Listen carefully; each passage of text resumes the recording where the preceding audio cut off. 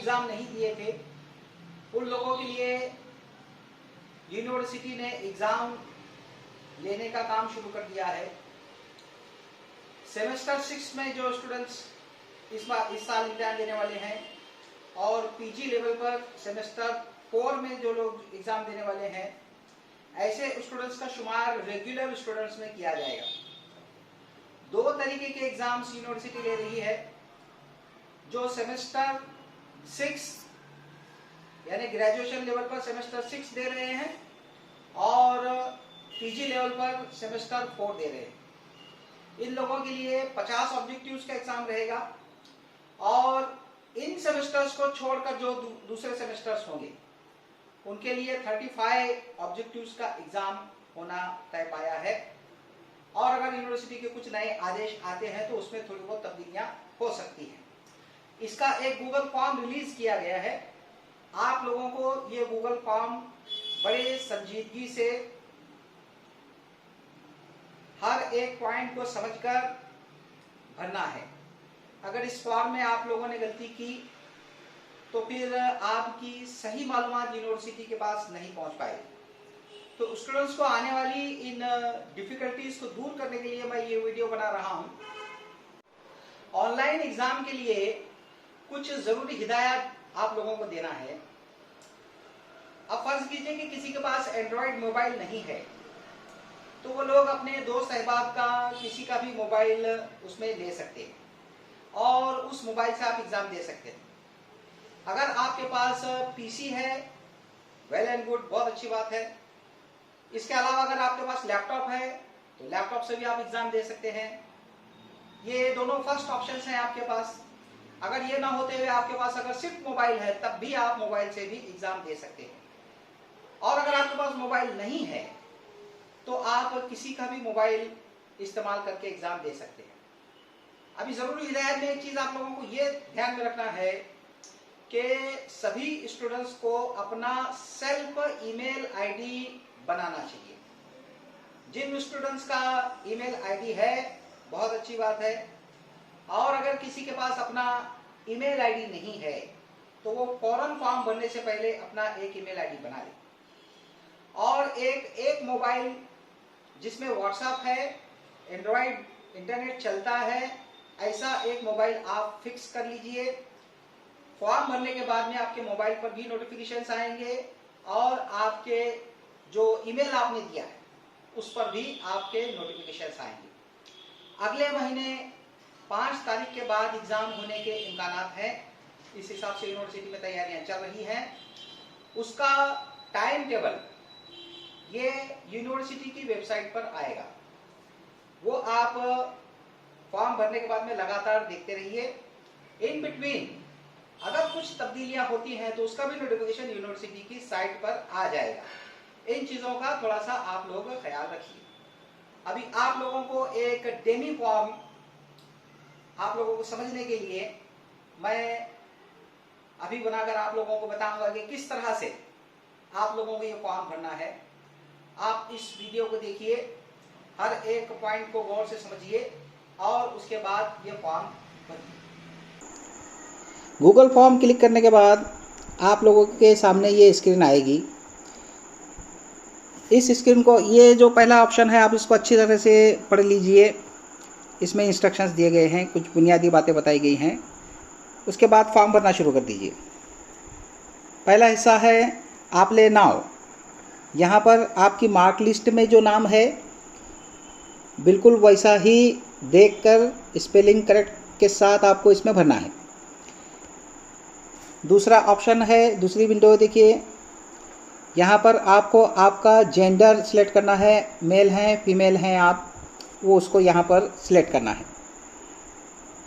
अब इसके बाद में यहाँ पर इस ऑप्शन में आइए, महाविद्यालय से नाम, आपका कॉलेज का नाम इसमें आपको लिखना है। मतलब यहाँ पर आप क्लिक कीजिए, ये कॉलेज के ऑप्शंस आ जाएंगे। मैं यहाँ पर सोशल कॉलेज के स्टूडेंट्स के लिए ख़ास तौर पर बोल रहा हूँ कि यहाँ पर सोशल के 2 नाम हैं। पहला जो है ये Solapur social association college of education Solapur, यानी ये सोशल का बीएड कॉलेज है, आपको ये सिलेक्ट नहीं करना है। जो students arts and commerce college के स्टूडेंट्स हैं वो इस ऑप्शन को सिलेक्ट करना है आपको, Solapur social association arts and commerce college Solapur. ये BA BCom और MA उर्दू के स्टूडेंट्स इसको सिलेक्ट करेंगे। जैसे आप इसको सिलेक्ट करेंगे ये ऑटोमेटिक आपका नाम यहाँ पर इंटर हो जाएगा। अब यहाँ पर आपका ईमेल आईडी भरना है। सभी स्टूडेंट्स का अपना अपना ईमेल आईडी होना निहायत ज़रूरी है। ईमेल आईडी सही भरना बहुत ज़रूरी है, क्योंकि आगे के सभी इंस्ट्रक्शंस आपको आपके ईमेल पर आने वाले हैं एग्ज़ाम का रिज़ल्ट होने तक। इसमें एक बात का ख्याल रखिए, ईमेल में आमतौर पर स्मॉल लेटर्स इस्तेमाल किए जाते हैं। स्टूडेंट गलती से कोई एक कैपिटल लेटर या स्टार्ट का कैपिटल लेटर लेकर लिखते हैं तो वो आपका ईमेल आईडी गलत हो जाता है। इसलिए स्मॉल लेटर्स करेक्ट करके आप इसको भरना निहायत ज़रूरी है। ये बहुत इंपॉर्टेंट है। अगर ये गलत हुआ तो आगे सारी चीज़ें गलत हो जाएंगी। उसके बाद में इस ऑप्शन पर आइए आप। यहाँ पर आपको एक ऐसा मोबाइल नंबर देना है जिसमें व्हाट्सएप है, इंटरनेट चलता है और ये नंबर आपके पास ही हो, और ये एग्ज़ाम होने तक ये नंबर बदलना नहीं है आपको। इस बात को अच्छी तरह से ज़हन नशीन कर लें आप। परमानेंट नंबर आप इसमें एक इस्तेमाल कीजिए।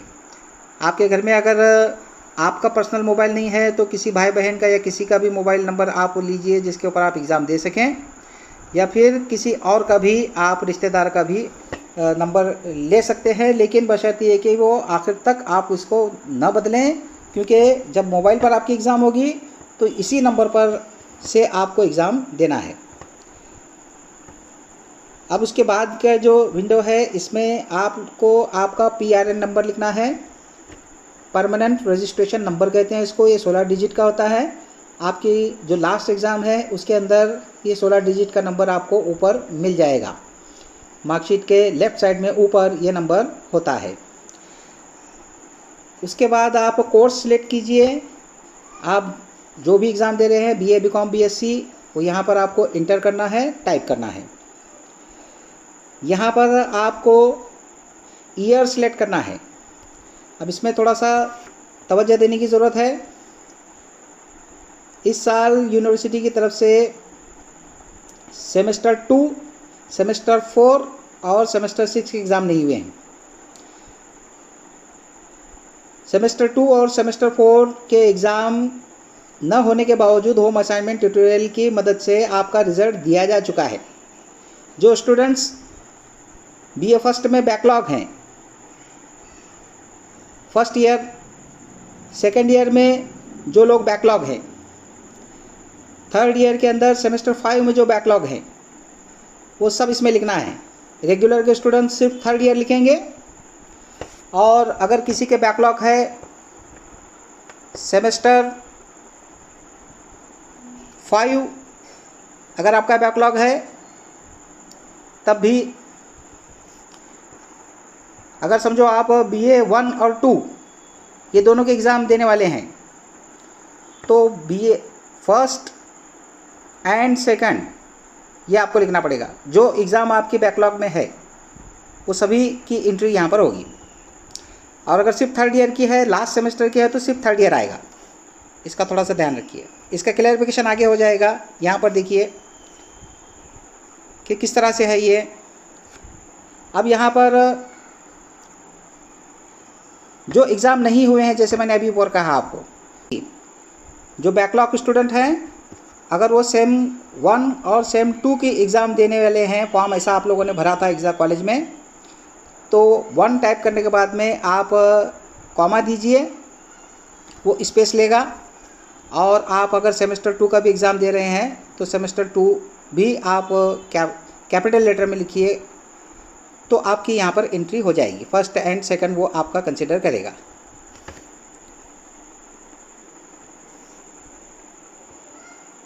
अब यहाँ पर regular, backlog, regular and backlog ये 3 फंक्शन हैं। सेमेस्टर 6 का जो लोग एग्ज़ाम दे रहे हैं BA BCom BSc वो रेगुलर करेंगे। MA सेमेस्टर 4 का एग्ज़ाम दे रहे हैं, MA MCom MSc, वो रेगुलर करेंगे। जिसका कोई बैक का पेपर है, फर्स्ट ईयर का, सेकेंड ईयर का, तो वो बैकलॉग लिखेंगे। और रेगुलर बैकलॉग वो लोग लिखेंगे जो थर्ड ईयर में हैं। सेमेस्टर 6 वो रेगुलर में आ गया। सेमेस्टर 5 अगर आपका उसमें कोई बैकलॉग है तो रेगुलर एंड बैकलॉग आएगा। इसको अच्छी तरह से तवज्जो देकर आप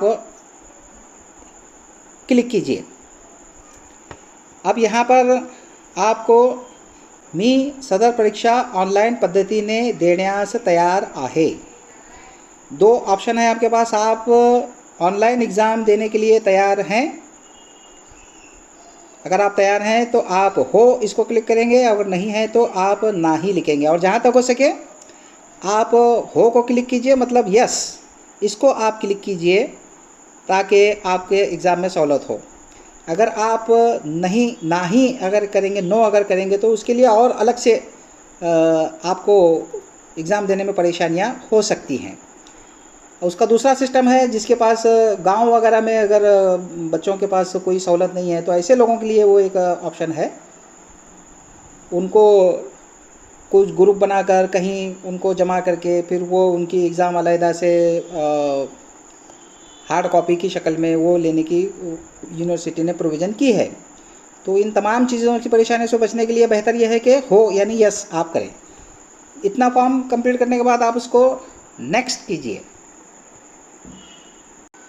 नेक्स्ट करने के बाद में आपके सामने ये विंडो आएगी।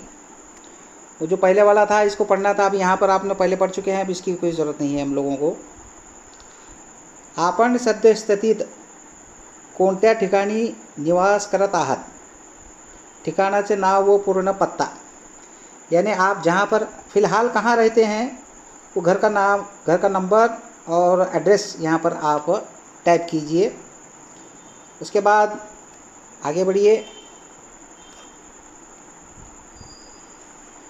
आपल्या सध्याच्या निवासस्थानापासून आपल्या महाविद्यालयाचे अंतर किती किलोमीटर आहे, आपका कॉलेज, घर से कॉलेज कितने किलोमीटर है, जो भी है आपका उसमें 1 किलोमीटर 2 किलोमीटर जितना है वो आप इसमें इंटर कीजिए। गांव वाले स्टूडेंट्स हैं वर्षांग वगैरह के, तो जो इतना किलोमीटर होगा वो यहाँ पर आएगा।